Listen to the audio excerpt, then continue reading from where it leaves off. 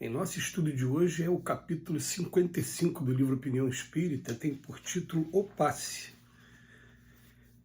O passe não é unicamente transfusão de energias anímicas, é o equilibrante ideal da mente, apoio eficaz de todos os tratamentos.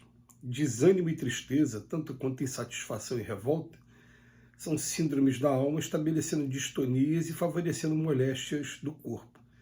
Se há saúde, esses estados de espírito patrocinam desastres orgânicos. Na doença, equivalem a fatores predisponentes da desencarnação prematura. Mas não é só isso.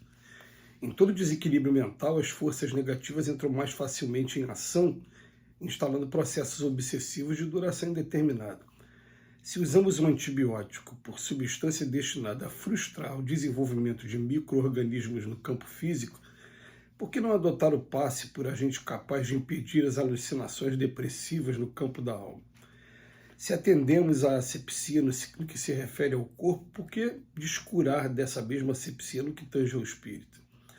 A aplicação das forças curativas em magnetismo enquadra-se à efluvioterapia com a mesma importância do emprego providencial de emanações de eletricidade.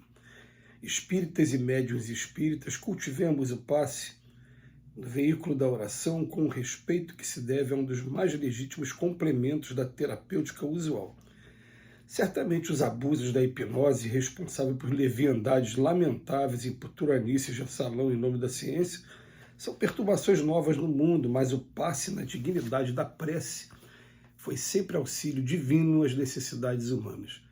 Basta lembrar que o Evangelho apresenta Jesus ao pé dos sofredores, impondo as mãos. Quando a gente para estudar o passe, a gente vê que é um costume, nas casas espíritas principalmente, normalmente no final da reunião, aparecer esse tipo de tratamento que a pessoa que não teve contato até hoje ela estranha, porque normalmente se coloca o ambiente à meia luz e enquanto alguém está fazendo uma oração, ou está tocando uma música suave, ou alguém está fazendo comentário de uma página edificante, alguém vem para a nossa frente e começa a fazer alguns exercícios de imposição de mão. E a gente fica pensando, o que são aqueles exercícios? E aí os espíritos, quando a gente começou a primeira vez a participar desse trabalho, primeiro eles vêm nos orientando de que nós, enquanto estamos aqui na carne, nós temos uma coisa chamada fluido animalizado. Eu não estou vendo esse fluido. Qual é a definição de fluido? Fluido é tudo aquilo que quando você coloca em um recipiente, ele assume a forma daquele recipiente. Então, o líquido é um fluido. O gás é um fluido. Então, por exemplo, a onda que está vindo aqui do telefone celular é um fluido. Eu não estou vendo, mas é um fluido. Tem fluidos que são imperceptíveis aos nossos olhos. A gente sabe que existe, porque a gente não consegue ver, por exemplo, essa onda que sai do celular, mas é matéria, tem elementos, tem equipamentos que conseguem olhar a medida, o tamanho das ondas que estão transmitindo aí. Então fluido. Eu tenho um fluido animalizado que só quem está encarnado tem, que os espíritos, aqueles que estão desencarnados, não têm. Porém, eles conseguem fazer a manipulação desse fluido.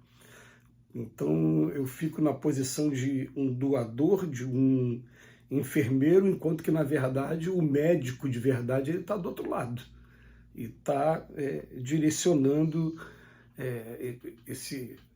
como se fosse esse fluido, esse recurso para o tratamento. Aí o que acontece? Os espíritos pedem da gente que a gente, no momento do passe, a gente tenha 3 coisas básicas, mas fundamentais. Tem que ter as 3 para poder estar ajudando o trabalho deles. Que a gente tenha fé, concentração e amor. Que naquele momento eu tenha fé. Eu realmente tenho aquela convicção de que está acontecendo um tratamento e eu estou sendo um instrumento desse tratamento. Concentração, porque muitas das vezes a nossa cabeça está em muitos lugares, ou então está acontecendo alguns barulhos, alguma coisa no ambiente. Não, eu estou me concentrando naquele trabalho que eu estou fazendo. Mas o principal de todos eles, a gente já ouviu isso muito, que o passe é uma transfusão de amor. Eu tenho que buscar aquilo que tem de mais nobre em mim E a gente foi aprendendo com o tempo que tem dias que você não está bem por conta das agitações do trabalho, do dia a dia, e normalmente você vai à noite para a casa espírita e você está ainda sob a influência daquela agitação, mas eu tenho que buscar o amor. Eu, por exemplo, busco aquilo que eu mais amo na minha vida. Então eu fecho meus olhos, penso nas minhas filhas, por exemplo. Acho que o filho, normalmente, né, a gente ama muito. Aí, depois de ter sentido aquela ternura, aquela coisa, eu abro os olhos e tem um marmanjo de 2 metros na minha frente. Mas é aquele sentimento ainda da minha filha ali, aquela coisa, aquele amor que eu vou jogar aqui naquele momento. E os espíritos, com o tempo também, ele nos fala assim, ó, se vocês querem ajudar mais a gente tem campos de força no nosso corpo espiritual. Não estou falando agora mais do corpo físico, estou falando do corpo espiritual. O dia que esse corpo aqui acabar a validade e ele for para dentro de um caixão de madeira ou entrar em decomposição, eu tenho um outro corpo, que o Paulo de Tarso falava lá na Carta aos Coríntios, que é o corpo espiritual, que tem diferença de propriedade de um para o outro. Hoje a gente tem bastante material para estudar a diferença de um para o outro. Mas a verdade é que nesse corpo espiritual eu tenho alguns centros de força, e sem entrar muito em detalhe, até porque a gente não vê, né? A gente só vai informar o seguinte, que a gente tem um aqui que é responsável pela vida do espírito, a gente tem um aqui que é responsável pela vida mental, pelo equilíbrio, a gente vai ter um aqui que ele vai ser responsável principalmente pela voz e pela respiração. A gente vai ter um aqui que é responsável por toda a parte do sentimento. Vai ter nome, né? Coronário, frontal, vai ter nome cada um desses, mas eu estou falando mais da função dele. Esse aqui, por exemplo, é o cardíaco. Vai ter um aqui que se chama esplênico, que ele vai ser responsável por toda a circulação sanguínea no corpo. E vai ter um mais abaixo que vai ser o gástrico, que vai ser responsável, embora ele seja aqui nessa região, ele vai ser responsável por toda a função digestiva. E vai ter um último, um sétimo, que vai ser o genésico, vai ser responsável por toda a aparelhagem relacionada à gênese, à criação, ao sexo. E também a criatividade das pessoas. Então, se você for estudar os orientais, por exemplo, eles vão falar de muitos mais campos de força, vão usar o nome de chakra. A gente já antecipa, por exemplo, que Allan Kardec, em momento algum da codificação, ele fala dos chakras, que o primeiro em relação ao espiritismo que trouxe essa informação foi André Luiz, através de Chico Xavier, no livro No Mundo Maior. No livro No Mundo Maior você vai ver uma descrição lá dos campos de força. Então você aprendeu em relação aos campos de força. Aí ele vem falar para a gente, né, procurar direcionar as nossas mãos. Gente, hoje a gente já consegue saber da energia que sai das nossas mãos. Hoje já tem equipamentos que medem isso. Então, no momento que eu estou ali concentrado mesmo, ó, fé, esperança e amor, de repente a mão está aqui, a mão começa a virar como se fosse uma turbina largando esse fluido animalizado, e esse fluido animalizado os espíritos estão utilizando para poder estar promovendo o bem-estar. E seguindo a orientação, aí a gente vai ver que, igual cada casa que tem o feijão, todo mundo faz o feijão, mas cada um tem o seu tempero, né?